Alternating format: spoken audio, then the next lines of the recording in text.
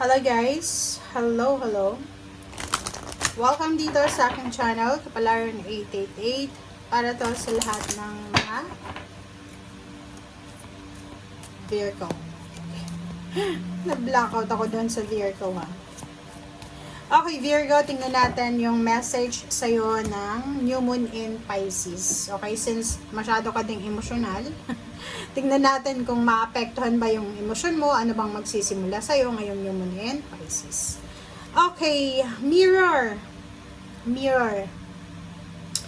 The beauty you see in me is a reflection of you. So, di ba? So, Virgo, nakikita ko siya dito na kung ano yung nakikita mo sa ibang tao, yun ka. Parang ganun. Kung nababaitan ka sa isang taong ito, siguro dahil mabait ka sa kanya. Or siguro dahil yun yung pinapakita mo sa kanya, and yun yung sinesend out mo, yun din yung sinesend back niya sa'yo.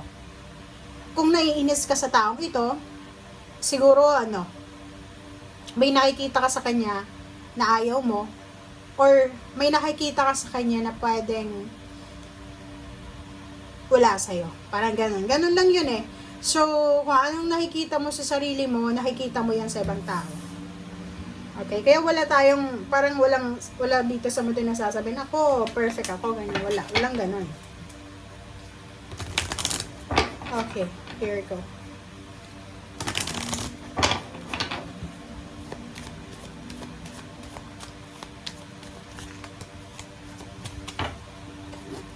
Okay.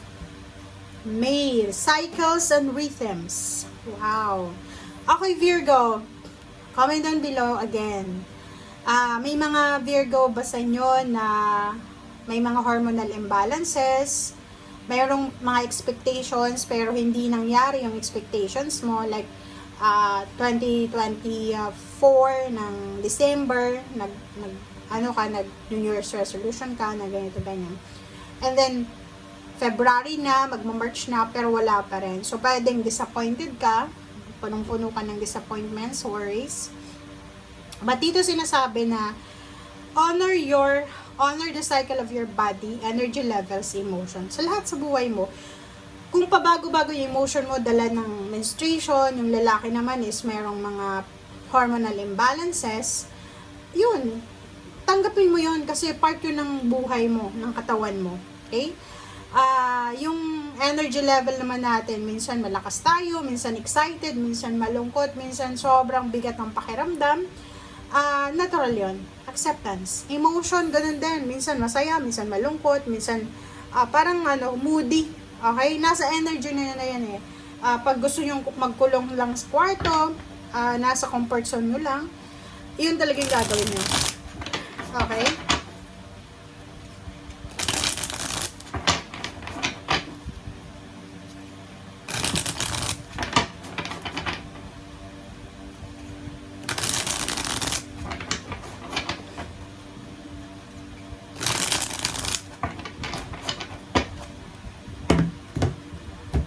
Okay, Virgo.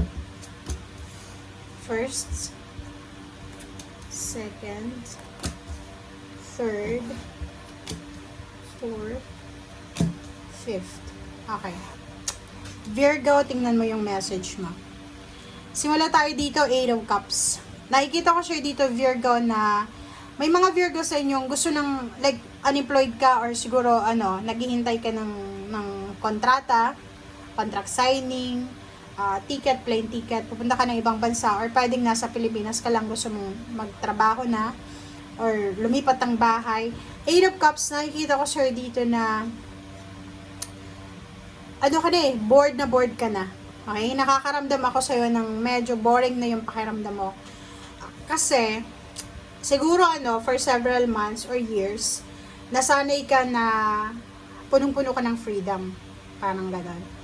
So, dito, ang nakikita ko, medyo nakakaramdam ka ng stagnation.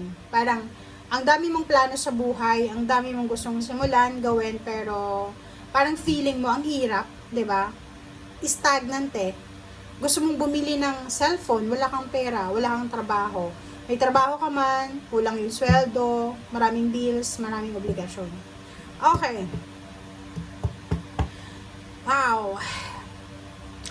If you're married, if you're in a relationship, kahit sabihin natin na wala pang kasal na sa West, wala pa sa simbahan, as long as na you are committed, girlfriend, boyfriend, or even live-in partner, kung may manliligaw sa'yo, kung babae kang Virgo, tatanggapin mo ba?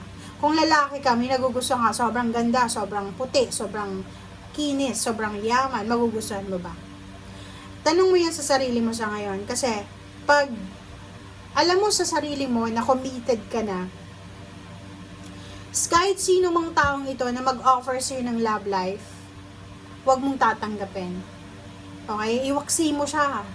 Mag-pray ka ng Hail Mary, ng I believe, diba? Apostles' Creed, diba? Parang ganun. Stay away, diba? Parang rebuke mo si Satan or yung temptation. Kasi posibleng tower yung hahantungan mo eh. Diba? Pag hindi mo yun naiwasan, pag sinubukan mo, parang sabi na, subukan ko, nasa ibang bansa naman ako, pwede akong maging single dito. No. Kasi tower, talagang karma yan eh. Pwedeng sa ngayon, wala pa, pero sa susunod, ang karma nito, generational yun ah. Kaya nga, diba, nasa ano yun eh, nasa tarot yun na, once na, yung ancestors mo, may mga manluloko doon, may mga offspring yon na talagang manluloko din. Kasi generational curses yan. Generational karma. Hanggat walang pumuputol ng karma na yon sa pamilya, tuloy-tuloy yan. Diba? Kasi tingnan mo, minsan yung mga manluloko sa pamilya, isang pamilya sila, iba-iba yung asawa, parang ganun. Mabilis lang sa kanila magpalit ng asawa, parang ganun. So, yun. Eight of Pentacles. Sa trabaho din, Virgo, mag-iingat ka. Okay? Kasi, may trabaho ka, may sweldo ka, may business ka, tapos may isang tao na lalapit sa'yo, mag-offer ng partnership, collaboration, lipat ka doon sa pinagtatrabuhan ko, lipat ka doon sa bansang ito. No, no, no. The Tower. Tingnan mo, karma. Wag na wag kang maniniwala sa mga tao kung ano yung ino-offer sa'yo hanggat hindi mo nakikita na real or legit yung ino-offer sa'yo. Diba? Kasi karma yun eh. Okay? Pag-isipang mabuti. Okay. Ace of Pentacles, Magician, Princess of Torches, Ten of Cups, and wow, Nine of Wands to guys. So nakikita ko sa'yo dito na may mga Virgo na napapagod na sila sa sobrang walang ginagawa. May Virgo na napapagod na sila sa sobrang paghihintay. May Virgo naman na sobrang pagod na pagod sa ginagawa nila, trabaho. Huwag kang mag-alala, kasi kung makikita mo dito isang exciting, isang masaya, joyful, happy, diba? Parang nakakakilig, nakaka-excite na pangyayari ang darating sa iyo, Virgo. Pwedeng pera yung darating, offer of job, offer of money, offer of anything na tangible and material. And at the same time, pamilya, happy family. So, sinasabi sa'yo dito, Virgo, na ihanda mo yung sarili mo kasi napakaganda ng posibleng darating sa'yo na balita. Pwedeng yung mga long distance relationship dyan, yung matagal nang hindi nagkikita, ay posibleng magkasama na sila. Yung pwedeng OFW, o yung iba na nasa Pilipinas lang pero nagtatrabaho sa city, yung iba, yung pamilya na iwan sa probinsya. Okay? And last card mo dito is Ace of Torches, diba? Ace of Pentacles, Ace of Torches. So, sinasabi dyan, Virgo, kung ano man na iniisip mo na source of income, make sure na pag-isipan natin yan ng mabuti. Huwag kang padalos-dalos. Yun nga, yung offer ng mga tao sa paligid mo, lalo na kung pera o relationship, pag-isipan, dahil baka bumagsak yung foundation mo, masira yung foundation mo, ikaw ang responsable yan. Hindi yung taong nag-offer sa'yo. Okay? Thank you guys. Bye!